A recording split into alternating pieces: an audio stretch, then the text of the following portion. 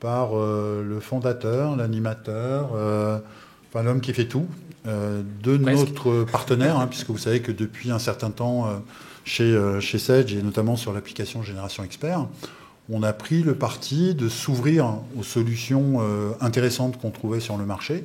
Et sur la banque, on connaît Transfer Bank depuis un certain temps, et on a trouvé très intéressant et très utile de relier en réalité nos applications. Donc on a aujourd'hui un partenariat actif avec Transfer Bank, et je vais vous présenter donc celui qui va animer la réunion. Hein, et si vous avez des questions, on sera un plaisir d'y répondre tout à fait collectivement. Et je vais vous présenter donc Dominique Rose de la société Transfer Bank, la société qui dit Transfer Bank, et qui va vous faire la présentation de l'utilisation de ce logiciel en corrélation avec Génération Expert. Merci Claude. Je t'en prie.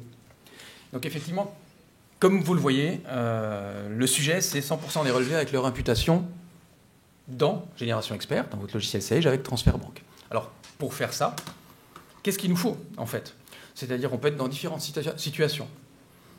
Vous pouvez être dans le cas où vous saisissez encore, et là, vous avez besoin d'un outil simple à mettre en place, rapide à mettre en place, qui vous permet de faire une mise en œuvre progressive, de récupérer la donnée, de l'imputer et de l'intégrer en compta. Mais peut-être que vous êtes plutôt dans un cas où vous faites déjà de la collecte, souvent par mandat en fait, que ce soit des mandats IBX, que ce soit du jeu d'éclairs, du SoBank, etc.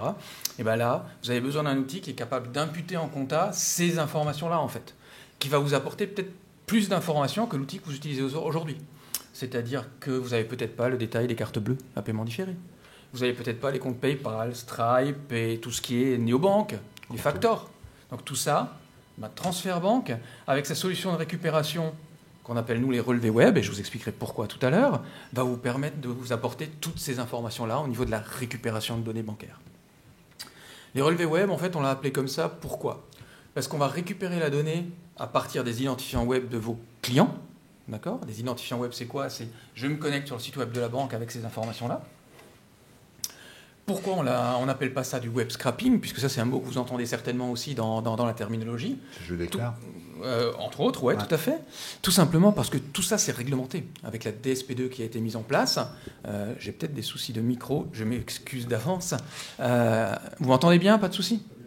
Avec la DSP2, en fait, et cette mise en place de cette réglementation au niveau européen, le web scrapping de la donnée bancaire est tout simplement interdit. D'accord? Et il faut que la structure qui accède au compte accède via des API, qui s'appellent les API DSP2, justement, et est un agrément de la Banque de France spécifique, de l'autorité de contrôle prudentiel et de résolution, pour se connecter. Donc, dans le temps, nous faisions effectivement du web scrapping, tant que la régulation n'existait pas. Aujourd'hui, on est régulé, on est agréé, et on se connecte de manière sécurisée et de manière autorisée sur les comptes bancaires, en fait, tout simplement. C'est une solution qui est facile à mettre en place. Il n'y a pas de délai d'un mois, j'envoie à la banque, etc. Vous le verrez tout à l'heure, je paramètre, dans la foulée, je récupère. Et je peux continuer à travailler. C'est sécurisé, parce que non seulement les données d'identification sont cryptées, mais en plus, elles ne sont même pas connues de Transfer Bank. Vous verrez tout à l'heure, c'est sur le site web de la banque que ça se passe. On fera une dévo par rapport à cet aspect-là. L'autre avantage par rapport au mandat, c'est qu'on va récupérer un peu d'historique, 3 mois au moins, 6 mois sur certaines banques, sur les néobanques beaucoup plus, sur tout ce qui est PayPal, etc. également beaucoup plus. Et puis pas de charge administrative, il n'y a pas de mandat à signer sur le client, etc. C'est une solution qui est souple aussi, Transfer Bank. Pourquoi? Parce que vous avez peut-être des solutions en place de collecte. Vous intégrez peut-être dans d'autres logiciels derrière, etc. On ne va pas vous demander de mettre à la poubelle toutes vos récupérations existantes. Vous récupérez par Je déclare, par SoBank ou par Cedricom, pas de souci. On s'interconnecte nativement avec ces services-là et on imputera ces relevés et on vous les enverra vers la compta. Mais bien sûr, on récupérera aussi via les relevés web, ce que j'ai dit tout à l'heure, qui est tout simplement une méthode complémentaire et native de récupération. C'est une solution qui est intelligente parce qu'elle va vous afficher les relevés, vous allez travailler directement sur les relevés. Les règles, vous le verrez tout à l'heure, elles sont ludiques, c'est facile à créer en fait. On va vous assister, on va vous dire, tiens, ici, je pourrais extraire des commissions. Il y a vraiment un système intelligent qui permet de définir les règles, qui sont mutualisables, duplicables, etc. On ne va pas inventer la poudre à chaque fois. Juste avant d'attaquer la démo live, Transfer Bank, c'est aussi une solution multiprimée. Tout d'abord, en 2012, avec le concours Eureka, de l'ordre des experts comptables, on était très très contents d'être lauréat, et ça nous a permis effectivement d'augmenter la diffusion auprès des cabinets. Et depuis quelques années, avec le palmarès du monde du chiffre, où on est au palmarès, et depuis 2 ans, on est lauréat d'or du palmarès. On est très content parce que ce palmarès-là, en fait, c'est une reconnaissance de nos clients, puisque c'est eux qui vont citer leurs fournisseurs, qui vont dire, bah voilà, moi je note de cette manière-là tel fournisseur, et le palmarès étant ouvert, c'est eux-mêmes qui décident, pardon, de qui ils vont nommer. Trêve de blabla, on va attaquer un peu de concret. Ouais, bien sûr. Avant la démo, ouais. Vous avez dit tout à l'heure que le web scrapping est interdit. Oui. Je ne sais pas, bon, moi je n'ai pas vu ça dans les dispositions de la DSP2. Par contre, vous faites du web LV. Oui. Ok, bon. Où est la grosse différence? Alors, en fait, j'ai fait un petit raccourci, on va dire, en disant ça, effectivement, mais on peut tout à fait rentrer dans cette dialectique. Historiquement, plusieurs structures, dont nous, on allait simuler en fait la connexion par le client en stockant ses identifiants et mots de passe sur le site web de la banque. Ça, c'est le web scrapping. D'accord ? On allait lire le site web, récupérer les informations sur le site web de la banque. L'Europe a décidé de réguler cette connexion et de l'interdire, sauf aux sociétés qui disposent d'un agrément. Ça, c'est la première étape. Donc, si effectivement vous êtes agréé par la Banque de France, vous pouvez, sous certaines conditions, que je préciserai après, continuer à web scraper le site web des banques. Par contre, ce qui est rajouté aussi dans la directive, c'est de dire, si la banque met à disposition des API, ce qu'elle doit faire dans le cadre de la directive, alors il faut passer par les API et pas scraper le site. Donc c'est en ce sens-là, quand je dis que c'est interdit, c'est un raccourci si vous voulez, mais dans la démarche complète, effectivement, il faut passer par des API DSP2 spécifiques qui doivent être mises à disposition par les banques. Et quand les banques n'ont pas mis à disposition? Tant que la banque n'a pas mis à disposition, nous conservons, sous réserve que nous ayons un agrément Banque de France, qui est notre cas, le droit de scraper ces banques-là. Parce que moi, je suis allé sur la plupart des banques pour voir si les API sont disponibles avec les codes, les accès, tout ça. Il y a certaines banques que je n'ai pas vues. Donc quand on ne voit pas ces banques-là, pour moi, on est obligé de les scraper. Maintenant, ouais. Certaines banques, ce qu'elles ont fait, c'est qu'elles n'ont pas mis les API, mais elles ont créé un compte expert comptable. Alors ça, c'est deux choses différentes. Je dirais qu'ils n'ont pas grand-chose à voir, en fait. C'est-à-dire, c'est juste, soit c'est le client qui saisit ses identifiants propres pour récupérer, soit c'est l'expert comptable qui a un accès délégué et qui les saisit. Normalement, la récupération doit passer par les mêmes tuyaux et suit les mêmes règles que celles que je vous ai données tout à l'heure. Et tout ça, bien sûr, c'est relié à l'authentification forte également, qui a été mise en place en parallèle, qui nous oblige à d'autres manières de récupérer, tout à fait, qui permet, et qui nous oblige plus ou moins à passer par ces API, quoi, je dirais. Après, technologiquement parlant, c'est pas le sujet aujourd'hui, mais une API qui fonctionne et qui délivre des données de manière constante, c'est plus fiable que d'aller scraper un site web, qui peut bouger, qui peut des fois ne pas répondre, enfin ainsi de suite. Après, c'est des choix. Hein. Oui. Donc le problème de l'authentification forte n'existe plus du fait que vous avez les API. Alors, le problème... Peut-être qu'il existe, mais pas pour le client. Alors, le problème de l'authentification, ce n'est pas un problème, mais il existe toujours. C'est-à-dire que la réglementation, quel que soit le biais, aujourd'hui, elle dit que tous les 90 jours, la banque doit demander une autorisation du client, doit valider en fait ce truc-là. Donc, Transfert Banque va être soumis aux mêmes règles. Par contre, c'est nous qui allons le gérer, effectivement. C'est-à-dire qu'on va demander au client de se revalider, de confirmer l'authentification et ce genre de choses. Tout à fait. Donc ça, c'est géré vraiment en interne dans le produit, en interaction avec, je vais dire, celui qui a saisi les accès. C'est-à-dire, si c'est le client, c'est lui qu'on va solliciter. Si c'est un accès délégué et que c'est le collaborateur cabinet qui l'a saisi, c'est lui qui va être sollicité, tout simplement. Oui, mais comment, en ce moment-là, comment vous contrôlez le deux-factor authentification? Je sais pas. Comment vous contournez le fait que la plupart des banques maintenant envoient un second code? Mais il ne s'agit pas de le contourner. Il s'agit tout simplement de le gérer. C'est-à-dire quand le client va saisir ses accès, qu'il va devoir l'authentifier, il va aussi authentifier de la même manière que sur le site de la banque. Oui, dès qu'il a fait cette première authentification, quand le robot va récupérer les données... Ouais, le lendemain par exemple, ou la semaine d'après, ouais. La banque va encore lui demander comment il fait. Maintenant, là, on n'a pas ce problème. C'est-à-dire qu'on est tranquille sur 90 jours. Dans 90 jours, on va effectivement, potentiellement, parce que toutes ne le font pas, avoir une nouvelle demande qu'on va gérer. C'est-à-dire qu'à ce moment-là, on va arrêter la récupération, on va demander au client de nous autoriser à continuer. Quand il nous aura autorisé à continuer, on reprendra la récupération. Donc ça veut dire qu'on va être amené potentiellement à le solliciter 4 fois dans l'année. Tous les 3 mois, tous les 90 jours, c'est 4 fois dans l'année. Donc non, il ne s'agit pas de la contourner, il s'agit de la gérer proprement. Oui, mais à ce niveau, on va avoir un problème de culture. Si on a des clients qui ont des cultures bizarres, qui n'ont pas l'habitude de vouloir se connecter ou qui n'aiment pas se connecter, ils ne vont jamais renseigner la nouvelle... Alors, je dirais, là, c'est à vous d'être éducatif sur le sujet. Ou alors, il faut passer par des solutions par mandat qui existent aussi et qui s'interconnectent avec TransferBank pour la partie imputation, quoi. Il y a toujours une solution, en fait. Il n'y a que des faux problèmes, il n'y a que des vraies solutions à trouver à ce niveau-là. Donc, je vais vous montrer un petit peu comment que ça marche en liaison avec Génération Expert. Et puis, on passera sur une authentification forte avec une banque en ligne, tout simplement, pour vous montrer qu'on est aussi compatible avec les banques en ligne. Et puis après, on pourra en reparler si vous êtes OK. Donc, tout d'abord, ici, on va être dans Génération Expert parce que derrière, un moment en amont, il faut bien interconnecter les deux produits. TransferBank, je ne l'ai peut-être pas encore dit, c'est une solution full SaaS. Donc, elle est découplée, je dirais, dans l'utilisation. On va se connecter sur TransferBank avec son identifiant, son mot de passe, et on va paramétrer des choses dans TransferBank. Mais derrière, ce qu'on veut, c'est que ça puisse communiquer avec l'application. Donc, il y a derrière des API qui nous permettent d'échanger. Donc ici, qu'est-ce qu'on va faire en premier? C'est que vous allez vous connecter, vous, en tant que manager, sur Génération Expert, et vous allez activer la marketplace de Génération Expert. En cliquant sur le bouton Marketplace, vous allez apparaître TransferBank, double-clic dessus, il vous demandera peut-être 2-3 infos, et c'est parti. Ensuite, dans les dossiers, on va activer la marketplace du dossier, ce qui vous permettra de dire quels dossiers sont accessibles à TransferBank. C'est vous qui restez maître. Côté logiciel comptable, c'est tout ce qu'il y a à faire. C'est fini. Ensuite, dans TransferBank, en fait, quand vous avez ouvert votre contrat, vous avez un accès administrateur et vous allez aller pour le début dans la configuration du logiciel. Et là-dedans, vous allez choisir le connecteur Génération Expert, vous allez cliquer sur Paramétrer, éventuellement on vous demandera votre sirène parce que c'est comme ça que se fait la liaison. Là, je l'ai déjà paramétré. Et en cliquant sur OK, c'est parti, les deux produits communiquent, savent se parler.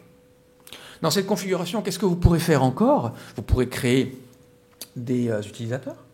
Ces utilisateurs, vous pourrez leur donner des droits, soit séparer les comptes, soit ne pas donner accès aux comptes des cabinets, ce genre de choses. Ça permet effectivement de protéger la confidentialité. Ça permet de répartir, si vous avez plusieurs sites, les comptes sur différentes entités, par exemple, sur différents collaborateurs. Donc ça, c'est une solution qui peut être utile. Ou alors, éventuellement, si vous avez des mandats en actif, vous renseignez vos infos de ces différents partenaires et on va les récupérer de manière automatisée. Ça permet d'avoir différentes sources d'appro. À partir de là, vous pouvez paramétrer votre premier compte bancaire. Et pour ça, on va aller dans l'assistant nouveau compte, qui va nous demander un certain nombre d'infos. Vous ne verrez pas grand-chose. Tout d'abord, un champ libre, c'est votre propre nomenclature. Mais là, moi, je préconise de mettre le nom de la structure, le nom de la banque, quelque chose qui permet de le reconnaître, en fait, parce qu'un client multibanque, c'est bien de pouvoir le distinguer. Là, je vais mettre le nom de la structure, je vais mettre le nom de la banque. Voilà. Ensuite, la manière de récupérer, par défaut, ça sera le relevé web, c'est ce qu'on va voir tout à l'heure. Si jamais vous étiez en mandat, vous choisissez le deuxième choix, qui gère les mandats, tout simplement. On va choisir ensuite le dossier. C'est là que la liaison avec Sage apparaît, puisque là, c'est les dossiers que j'ai autorisés. Ensuite, on renseigne un compte d'attente qui souvent est en 472 ou 671. Et les dossiers, c'est-à-dire les journaux, pardon. Le choix des journaux et le 512 qui apparaît tout seul. À partir de là, la liaison est OK. En cliquant sur Suivant, on va rentrer dans la partie paramétrage de la récup bancaire. Donc on va créer le titulaire du compte, en fait, la société à qui appartient ce compte. On va pouvoir mettre les noms, prénoms de l'interlocuteur, mais surtout, ce qui est important, c'est l'adresse mail. Pourquoi ? Parce que c'est grâce à cette adresse mail qu'on va pouvoir communiquer avec l'utilisateur pour lui demander de saisir les accès. Et là, vous pourrez cliquer sur Demander au client, ce qui lui enverra un mail de votre part via TransferBank, où il pourra cliquer sur un lien, se créer un accès sécurisé, choisir la banque qu'il a, ainsi de suite. Bien sûr, si vous avez un accès délégué au cabinet, vous pouvez aussi le saisir directement. On ne vous demandera pas de créer un accès extérieur. C'est d'ailleurs ce qu'on va faire là, pour aller un peu plus vite tout simplement dans la démo. Je vais saisir, ce serait pareil pour le client. Je vais choisir la banque, donc là, Boursorama. Et là, vous verrez qu'on change de site web. On est sur le site de Boursorama. C'est là que l'authentification forte va se gérer. Donc le client est chez lui, il va saisir son identifiant, il va saisir le mot de passe. Si la banque en a besoin, elle va demander son authentification forte. Là, ça va être un SMS. À l'époque où j'ai fait cette démo, c'était encore du SMS. Aujourd'hui, ils sont sur une appli avec un certificat. Certains, c'est un boîtier. parce que ce n'est pas toujours une appli. Si vous prenez Crédit Mutuel CIC, c'est une appli web. Donc tout ça, c'est géré en fait dans ce process-là, puisque c'est directement géré par la banque. Donc là, quand on va recevoir le SMS, on va le renseigner. Et on va valider. Et là, la banque va nous retourner à nous l'information des comptes qui seront disponibles. Le client va voir les comptes qu'il peut nous mettre à dispo. Il pourrait éventuellement dire, s'il y a des comptes perso, je décoche, je ne veux pas que l'expert les voie. Ici, on a une carte bancaire à débit différé et un compte courant. On retourne notre transfert banque, on finit notre paramétrage, on dit OK, c'est ce compte-là qui correspond au journal que j'étais en train de paramétrer, je le relie donc à ce compte-là. Et je décide à partir de quand je vais les récupérer. Historique moyen 3 mois, plus pour certaines banques, comme je le disais tout à l'heure. Voilà. À partir de là, sous 1 à 2 heures, vous avez vos relevés pour la partie historique. Et ensuite, on va se connecter à fréquence quotidienne ou hebdomadaire selon votre choix et les stocker pendant 2 ans. On revient dans la compta. En cliquant sur suivant, on va synchroniser le plan comptable, tout simplement. Si je clique sur synchroniser, eh bien, je vais retrouver mon plan comptable, les généraux et les auxiliaires dans la colonne de gauche, qui vont me permettre ensuite de paramétrer des règles d'imputation. Parce que l'objectif, ce n'est pas juste de récupérer le relevé, mais c'est quand même de l'envoyer en compta et pas en compte d'attente. Donc, à partir de là, on va utiliser un outil qu'on appelle l'assistant critère, qui va nous permettre en fait de visionner les lignes de relevé récupérées et de paramétrer sur ces lignes de relevé récupérées les règles d'imputation. D'accord ? Donc bien sûr, on va attendre que la première récupération soit passée. Là, on va changer de dossier sur la démo parce qu'on ne va pas vous faire attendre, hein, tout simplement. Et dans l'assistant, on a nos lignes de relevé. Et on va pouvoir très très simplement sélectionner les mots-clés. Là, je vais sélectionner par exemple TPE. Je vais cliquer sur Nouveau critère. La petite flèche ici va me ramener ce que j'avais sélectionné, hein, il n'y a pas de copier-coller. Et j'ai accès au plan comptable, que ce soit par numéro ou par libellé. Je viens de paramétrer une première règle, il y a des lignes qui passent en bleu. Je vais faire la même chose pour les commissions, par exemple, où je vais combiner les deux critères, TPE et commission. Et derrière, les indiquer dans un 627, par exemple. Alors là, on a fait des comptes plutôt généraux, mais on peut très bien faire également des imputations fournisseurs. Donc ici, on va imputer cette ligne-là, qu'on va imputer dans un compte auxiliaire. Et si le libellé ne me plaît pas, je peux même modifier le libellé. Ça permet effectivement de mettre les informations importantes dans le libellé, avec des choses comme le mois et l'année, par exemple, du prélèvement. Ça vous permet de faciliter la révision derrière. On a des lignes de ce type-là qui sont également intéressantes, parce que le mouvement ici, il va être en net. Or, ce qui nous intéresse, nous, c'est le brut et la commission. Quand on a l'info, on saura automatiquement l'extraire. Donc ici, je vais créer ma règle. Je vais indiquer le compte du brut. Quand je vais enregistrer la ligne, vous allez voir que Transfert Banque va me mettre une ampoule à droite et me dire, moi, je pourrais ici extraire la commission. Le fait de cliquer sur l'ampoule, je mets le compte des commissions. Ça sera bien sûr Memory, hein, tout ce qu'on fait, on n'aura pas à le refaire à chaque fois.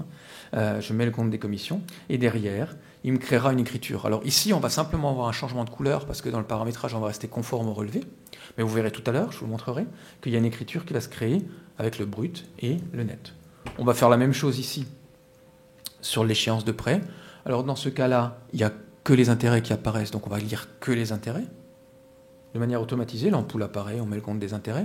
Mais si vous savez qu'il y a 10 €, 1%, enfin, d'assurance par exemple tous les mois, vous pouvez très bien dire à Transfert Banque de faire ce calcul aussi. C'est-à-dire qu'on va pouvoir effectuer une opération et lui injecter cette information. Donc là, je vais dire, OK, en plus, je voudrais que tu prennes 10 €, que tu les mettes dans le 616 et que derrière, on constitue l'écriture avec ça.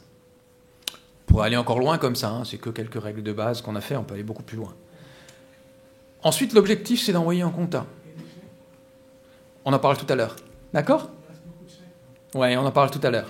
Donc ici, on a les lignes à imputer. Donc on voit nos différentes règles, vous voyez, avec notre mouvement, avec notre mise CB qui est effectivement recomposée, notre échéance de prêt, etc. Et les chèques, justement. Il y a les lignes non imputées. Donc ici, soit je sais ce que c'est les chèques et je les impute directement. À ce moment-là, je peux mettre un compte, si j'ai l'info.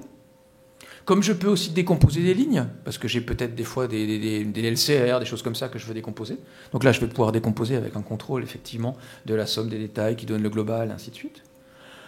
Ou alors, je peux cocher à droite mes lignes, sauvegarder l'état de prévisu, et ça va proposer d'envoyer un mail au client qui pourra renseigner les infos, ou alors télécharger un fichier Excel des lignes non imputées. Au retour, l'information revient et on peut imputer avec cette information-là. Donc cette notion, elle est gérée en fait. Après, quand on est OK avec l'imputation, il ne reste plus qu'à envoyer en compta. Donc ici, il ne me reste plus qu'à transférer. Alors, ce n'est pas obligatoire, ça n'a pas de sens sur ce dossier-là. Mais ce qu'on va faire, c'est qu'on va couper, ne pas tout envoyer, juste pour vous montrer comment que ça se passe. Donc on va couper en fait sur une certaine période et on va transférer que ce morceau-là. Donc là, on clique sur transférer, on est connecté. On se retrouve donc avec un message qui va nous dire tout simplement que les lignes ont été envoyées en compta. On ouvrira tout à l'heure la compta. Mais dans Transfert Banque, si maintenant je renvoie sur le même dossier, vous verrez qu'on ne verra que les lignes non encore envoyées. Donc il n'y a aucun risque de double intégration. On les stocke pendant 2 ans, on pourra toujours y revenir. En compta, qu'est-ce qui se passe ? Quand je vais ouvrir la compta sur le dossier, il va me dire que j'ai une intégration de lot à intégrer. Et on va les retrouver en compta tout simplement, directement. Donc là, on va aller dans le journal, je crois que c'était septembre, et on va trouver dans notre journal les lignes en question. Donc voilà rapidement le fonctionnement de Transfert Banque.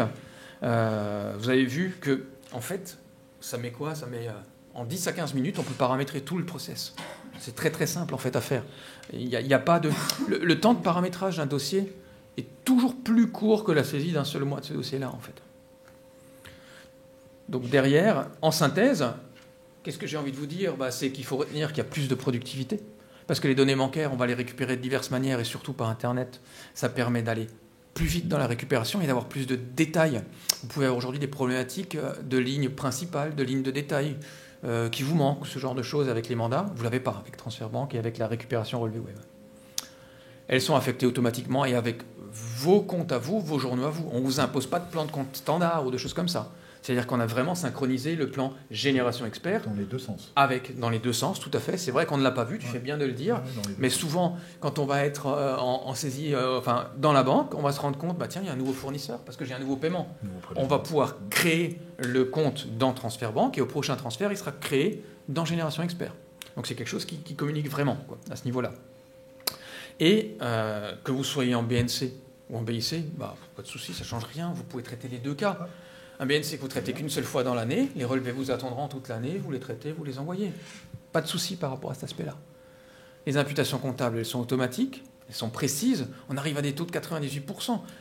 Je rebondis sur la remarque de monsieur. Effectivement, la seule chose qu'on ne sait pas imputer de manière totalement automatisée, c'est le chèque émis. Là, je suis d'accord, chèque 1, 2, 3, 4, 5, 6, c'est compliqué de deviner où ça va, clairement. Après, il y a moyen de mettre en place des procédures avec le client pour automatiser encore ce truc-là, mais c'est la seule limitation dans le principe de base.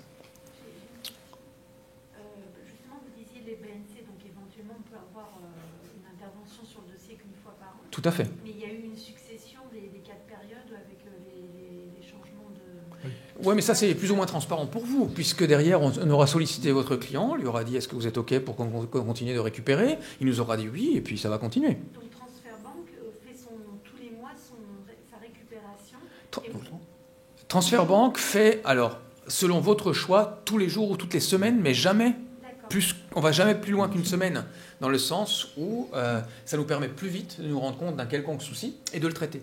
D'accord. Donc oui, Transfert Banque le fait automatiquement. D'accord. Et du coup, je fais ce travail une fois par an, donc je vais sur Transfert Banque et du coup, je vais faire cette opération sur l'année. Oui, c'est ça. Vous aurez toutes les transactions de l'année que vous pourrez envoyer en un seul traitement. Elles vous attendront. Monsieur, là. J'ai une question. Une fois qu'on a paramétré le dossier, est-ce qu'on peut utiliser le paramétrage de ce dossier sur un autre dossier? Oui. Oui. Ouais. Deux solutions par rapport à ça. Vraiment mutualiser le paramétrage, c'est-à-dire utiliser les mêmes règles sur différents comptes.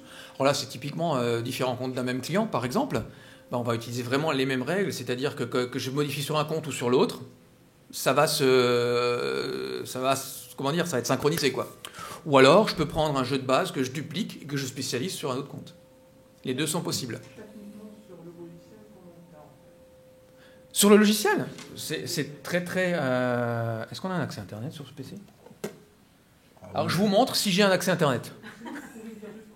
En fait, sur le logiciel, c'est relativement simple. C'est-à-dire que... Attendez, on va quand même vérifier. Si on a un accès Internet, c'est plus simple. On a la réponse. On n'a pas d'accès Internet. Donc, tout simplement, quand vous allez paramétrer un nouveau dossier, Dans l'assistant nouveau compte, il y a un endroit tout en bas qui s'appelle jeu de données où vous pouvez choisir les règles d'un autre dossier.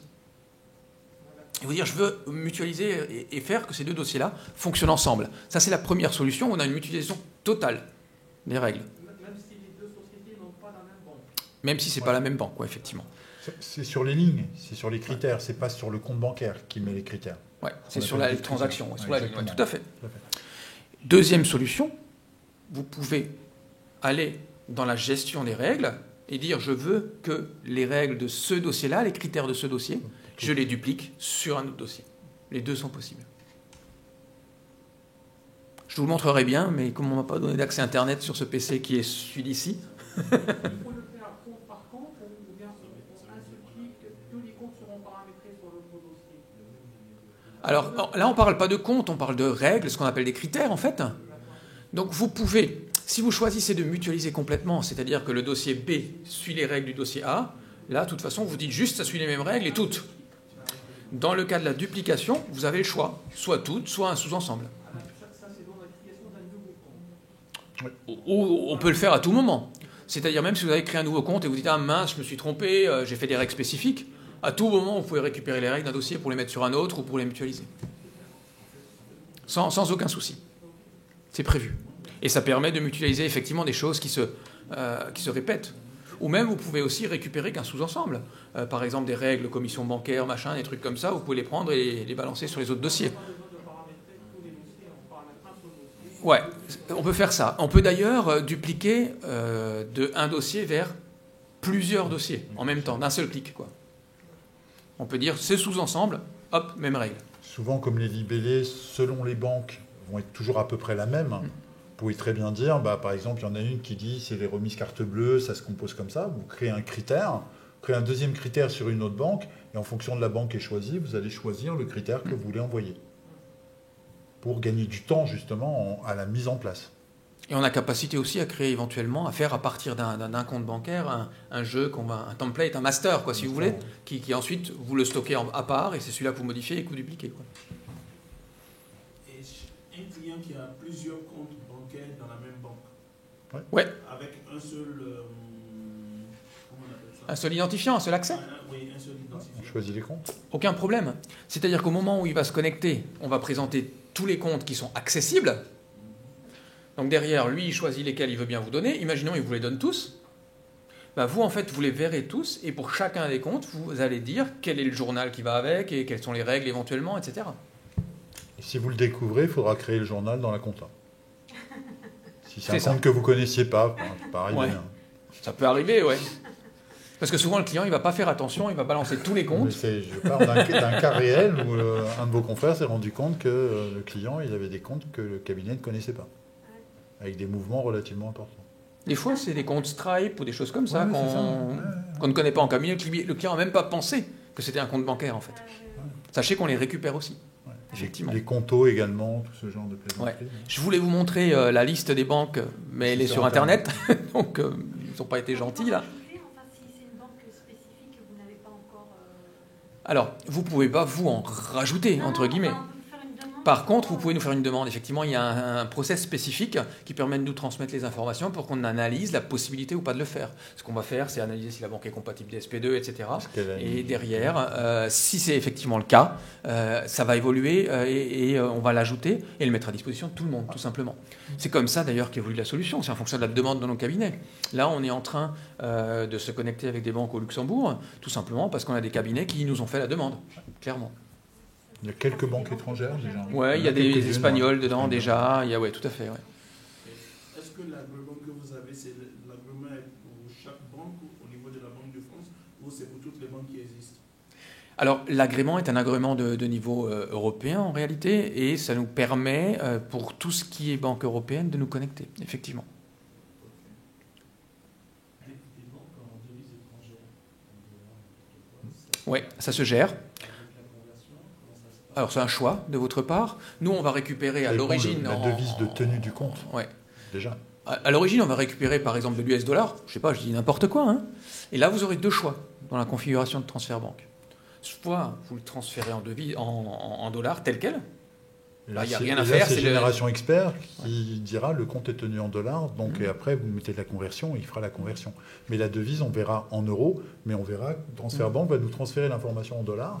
Et dans Génération Expert, on va vous le convertir en euros. Mais quand vous mettrez la souris dessus, vous verrez que X euros correspond à tant de dollars qui viennent du journal de Transfert Banque. Et sinon, l'autre solution, c'est de dire à Transfert Banque de faire la conversion. Ouais. Et là, dans la configuration, on pourra lui dire la devise d'origine, c'est l'US dollar et je vais aller vers l'euro, quoi. Et dans ce cas-là, on fera automatiquement au transfert vers le logiciel comptable une conversion au cours du jour de l'opération de la BCE. Ça, c'est un choix de votre part après. Ça dépend de votre config logiciel.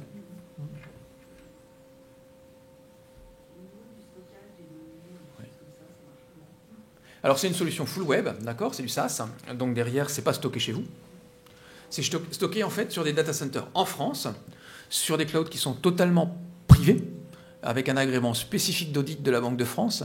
C'est un des points critiques d'ailleurs pour avoir l'agrément. Donc c'est quelque chose qui est sécure. Quand vous dites privé, c'est quoi? OVH? Pardon? Quand vous dites le cloud privé, c'est quoi? C'est votre cloud à vous? On fait appel à un prestataire externe. OVH et autres, ouais, si vous voulez. On fait appel à un prestataire externe, mais selon des conditions contractuelles très très strictes. C'est-à-dire que même ce prestataire externe est audité par la CPR. Oui, mais du moment où vous ne gardez pas les identifiants du client sur vos serveurs. Bah, on garde les relevés, c'est quand même quelque chose qu'il faut sécuriser, quoi. Alors, il n'y a pas de risque dans le sens je pourrais avoir l'identifiant et puis aller utiliser le compte pour payer, ça, clairement. De toute façon, le risque est très faible avec l'authentification forte, enfin, il est quasi nul. Mais il y a quand même les relevés, donc il faut quand même sécuriser l'information, puisqu'on pourrait avoir, dans le cadre d'une intelligence économique malveillante, récupérer de l'info d'une entreprise sur une autre, par exemple. Donc ça, il y a quand même une sécurité à ce niveau-là, quoi. Ça fait partie aussi des contraintes qui nous ont été mises en place, quoi. Cahier des charges de la Banque de France. Oui, tout à fait. Cet agrément revient à monter un dossier de banque, en gros, en résumé. Donc, voilà.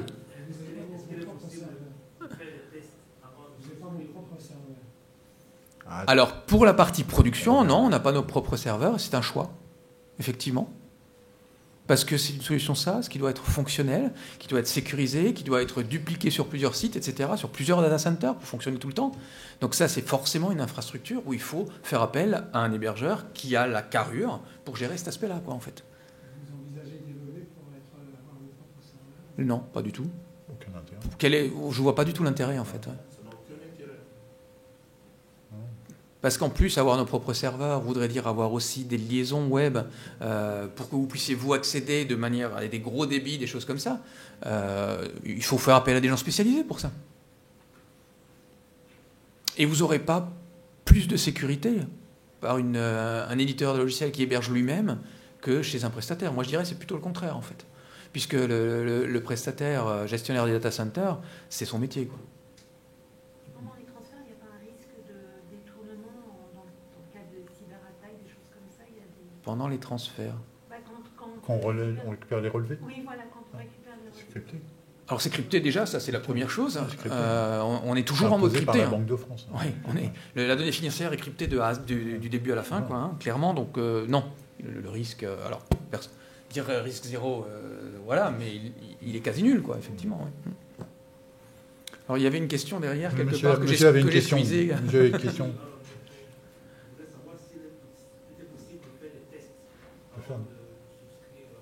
Alors, il n'y a pas d'offre de test qui existe auprès de Sage, effectivement. On est sur des comptes bancaires, donc si vous voulez, à partir du moment où vous avez mis la liaison, c'est difficile de dire je teste une liaison. Et par contre, vous avez capacité à démarrer sur des petits forfaits de 30 comptes bancaires, des choses comme ça. Donc, voilà. Alors, au niveau de la tarification, elle est composée de deux choses. Il y a l'accès au moteur d'imputation, au logiciel, qui vous permet de vous interconnecter avec Génération Expert, etc., qui lui est facturé en fonction du nombre de comptes bancaires qu'il est possible de paramétrer. 30 comptes, 50 comptes, c'est des lots, tout simplement. Ça commence à 30 comptes, 30 € par mois. Et derrière, s'ajoute la partie récupération. La partie récupération du relevé, via les relevés web, ce que je vous ai montré là, elle est facturée 2 € par compte et par mois récupéré jusqu'à 30 comptes, 1,50 € à partir de 31, 1,30 € à partir de 101. Au réel, c'est-à-dire que tous les débuts de mois, on va faire un état de ce qui s'est passé le mois précédent et facturer ça. C'est-à-dire si vous avez un accès 30 comptes pour faire simple, et que vous en avez traité, paramétré que 10, il n'y en a que 10 qui sont facturés, quoi. Voilà, c'est le réel, vraiment, d'accord. Et si jamais vous faites les comptes que vous récupérez par d'autres biais, je déclare, SoBank, etc. Là, c'est ces partenaires-là qui vont facturer la récupération. Il n'y aura pas de coût côté transfert banque pour la récupération. On peut très bien imaginer d'ailleurs que je récupère certains comptes sur Je déclare, certains sur SoBank, certains sur transfert banque directement. C'est le cas chez nos clients. Et ça existe chez une grande partie de nos clients, ouais, tout à fait. Vous avez aujourd'hui des banques qui, en termes de mandat IBIC, sont très compliquées à gérer parce qu'il y a des coûts qui sont... et Je déclare n'arrive pas à travailler avec eux. Là, vous pouvez, sur ce type de clients, les relevés web, c'est une solution qui est beaucoup plus envisageable et beaucoup plus raisonnable en termes de coûts. Ouais. Donc ça s'étudie. Hein. Et de facilité de mise en œuvre aussi. Hein. Et aussi, parce que les mandats, n'oubliez pas que les mandats UBIC, c'est tous les 3 ans. Donc il faut refaire les mandats. Et on a un cabinet qui nous disait, il a migré pas mal de dossiers sur la solution 7 Transfert Banque. Il disait, mais par rapport à l'IBIX où ma secrétaire passait son temps à taper le mandat, même si on lui donnait des outils qui lui permettent de les faire, l'envoyer au client, le recevoir, le remettre sur le superviseur EDI pour que je déclare, le récupère. Voilà, le collaborateur, il paramètre le compte, il envoie le mail au client, ça y est, vous avez fini. Et tous les 90 jours, c'est Transfert Banque qui se débrouille pour pouvoir refaire l'authentification. Donc là où ils mettaient des mandats IBIX, par exemple, ils faisaient de l'IBIX en direct avec la BNP, on va dire BNP, ne te fâche pas, et avec la BNP, où la BNP vous prend un coup à la ligne, vous prend un coup au relevé, vous prend un coup au truc.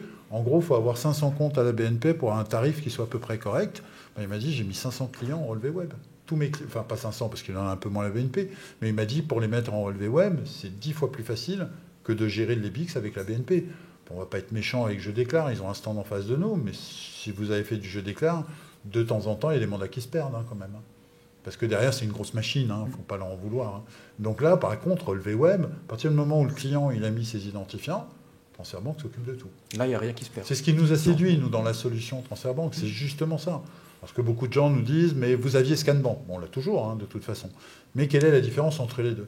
La différence entre les deux, c'est que toutes les banques que vous aviez du mal à traiter, parce que soit les banques ne jouent pas le jeu, on ne va même pas parler d'HSBC, parce que sinon, je le vois qui s'énerve, mais HSBC ou ces éléments-là, aujourd'hui, avec Transfert Banque, vous avez quelque chose de beaucoup plus simple et beaucoup plus pratique. On a des clients qui cumulent les deux, c'est-à-dire ils ont des ScanBank qui sont déjà opérationnels, ils continuent. Par contre, toutes les banques étaient casse-pieds, comme on a une solution qui permet en réalité de gérer que des petits lots de comptes, tous les comptes où ils étaient embêtés, où ils étaient obligés de faire de la saisie ou de récupérer de l'OFX, le client envoyait son fichier Excel. Ou l'envoyait pas. Ils ont basculé sur Transfert Banque. Après, si vous prenez la décision, si vous trouvez que c'est intéressant et que vous avez ScanBank, petite information complémentaire, les affectations automatiques que vous aviez dans ScanBank, l'ami Transfert Banque vous les récupère en critères. Donc tout ce que vous aviez paramétré comme règle, vous allez la retrouver dans Transfert Banque. Donc vous n'avez pas de perte en fait de travail de ce qui a été fait sur ScanBank. C'était un sacré tour de force qu'ils ont réalisé au niveau de ces équipes pour que justement la migration en réalité, et c'est vous qui allez décider ce que vous faites en réalité. Nous, on ne vous oblige à rien. On vous propose cette solution complémentaire parce qu'on a trouvé que c'était... on avait des clients, en gros on avait déjà 200 clients qui travaillaient avant qu'on ait partenariat.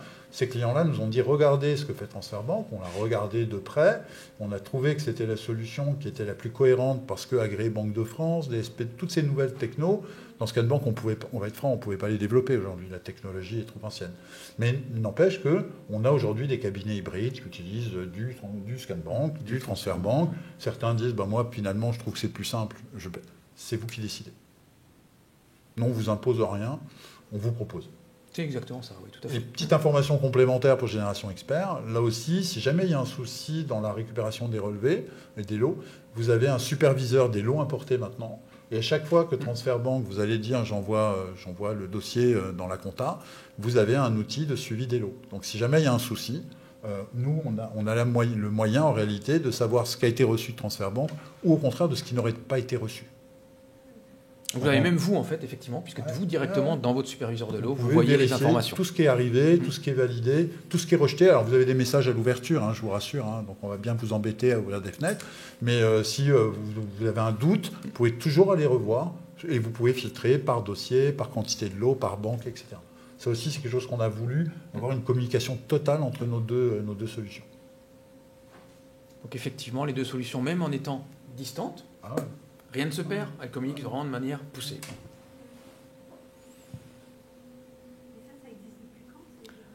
Alors, je vais refaire. En fait, Transfert Banque, on l'a lancé en mode SaaS en 2010, au Congrès de Strasbourg. En 2012, on était lauréat de l'Ordre des experts comptables, ce qui nous a permis de nous développer plus au niveau des cabinets.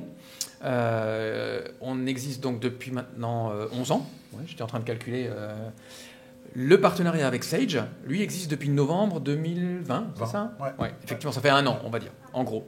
Avant, on avait également des cabinets Sage, un peu plus de 200 en fait, qui étaient clients Transfert Banque, mais on n'avait pas cette interaction aussi poussée. C'est-à-dire qu'on intégrait par du copier-coller directement. C'est-à-dire on alimentait le presse-papier et on le collait de l'autre côté. Il fallait recréer les comptes de l'un dans l'autre. C'était pas aussi grâce à cette API, à cet échange, on ne pouvait pas le faire parce que nous n'avions pas non plus développé côté Sage un connecteur API. Depuis qu'on a créé notre connecteur API, on a mis d'autres solutions sur plein de niveaux. Mais Transfert Banque, c'était quasiment une imposition, connaissant la manière dont on travaillait, puisqu'on avait des relations. C'était dès qu'on a eu cette API, on savait tout ce qu'il pouvait faire. C'était presque une obligation contractuelle de pouvoir faire quelque chose de plus complet. Tout à fait. Ouais. Donc ça nous a poussé aussi à faire de l'API. Oui ? Gagnant-gagnant. Si on prend les deux, parce qu'il y a un forfait pour avoir Scan Bank et Transfert Banque en même temps, ou c'est deux tarifications différentes ? Alors c'est deux tarifications différentes parce que Scan Bank, historiquement, c'est un coût à la licence, c'est pas un coût à la banque. Donc c'est une licence et c'est un coût à la licence. Et vous allez dire j'en prends une, j'en prends deux, j'en prends trois en fonction des utilisateurs. Alors que Transfert Banque, c'est un coût en réalité à la banque. Donc c'est au compte bancaire. C'est au compte bancaire. Donc c'est des solutions. La tarification est très différente de l'un de l'autre. Ce qui s'explique puisque là c'est un portail web. Donc si vous voulez, on est capable de gérer et de comptabiliser les flux. Dans Scan Bank, on va chercher de l'EBIX, on va chercher un peu de tout. Très difficile de compter les flux. Donc c'est un mode de commercialisation ici. Ouais, c'est ça. Alors là, vous savez... Alors sur Scan Bank, vous passerez sur le stand, parce que moi, les tarifs, je ne suis plus du tout. Et puis, j'ai arrêté. Ça me donnait de l'urticaire. Et puis au niveau de Transfert Banque, c'est des packs de compte, comme on disait tout à l'heure, ça commence à 30 €. Et puis après, il y a un dégressif, il y a des packs à 100, des packs à 300, etc., qui diminuent le tarif unitaire, quoi. Mais n'hésitez pas à passer voir les commerciaux qui sauront plus vous répondre. Il faut les faire travailler un petit peu. Hein. Pour 30 comptes. La partie Sage commence à 30 € par mois pour pouvoir paramétrer 30 comptes. Ouais. C'est ça. Alors là, on a un commercial qui rentre, mais il ne connaît pas les tarifs. Il n'y a pas de chance. Le commercial idéal. Un peu quand même. On est passé sur le stand, on va vous renseigner. Avec plaisir. Ouais. On est là demain aussi. Hein. Ouais. D'autres points ? Il n'y a plus qu'à. À très bientôt alors. Merci beaucoup. Bonne soirée. Merci. C'est bien parce que tu n'as rien à faire. Faut juste regarder le PowerPoint. Ouais. Et c'est fini. C'est pas beau ça ? Ouais, je suis pas sûr que demain j'essaie pas de mettre le mien pour avoir une maison internet, tu vois. Ouais, je sais pas s'ils vont vouloir. Hein. Ils vont peut-être être un petit peu fermés sur le sujet. Je vais voir s'il y a quelqu'un d'autre. Est-ce qu'il y a toujours un intérêt de faire du web scrapping sur Transfert Banque Alors, web scrapping. Alors vous décidez de rien en fait. C'est-à-dire que c'est nous qui décidons la manière dont on connecte les banques. Ah bon. Oui, tout à fait. Pourquoi ? Dans le même déroulant, vous avez choisi dans la démo. Hein, ouais, vous avez vu qu'il y avait Boursorama et Boursorama DSP2. Voilà, c'est ça. Ouais. En fait, pourquoi ? Parce qu'on est aujourd'hui dans une phase de migration auprès des banques. C'est-à-dire que toutes les banques n'ont pas encore de connecteurs et surtout certaines banques n'ont pas mis tous les comptes sur les connecteurs. Donc là, on est actuellement, on attend que les banques aient fini de finaliser et on gère les deux aspects. D'accord, mais si elles ont un connecteur, vous passez directement. Voilà, c'est ça. Mais normalement, ouais, je sais pas, je vais prendre. Si on regarde la réglementation, logiquement, s'il a mis un connecteur, c'est là où le web scrapping devient interdit. C'est ça. D'accord. Par exemple, si je prends un autre exemple de néobanque, c'est Fortuneo par exemple. On avait jusqu'à il y a peu 2 connecteurs Fortuneo.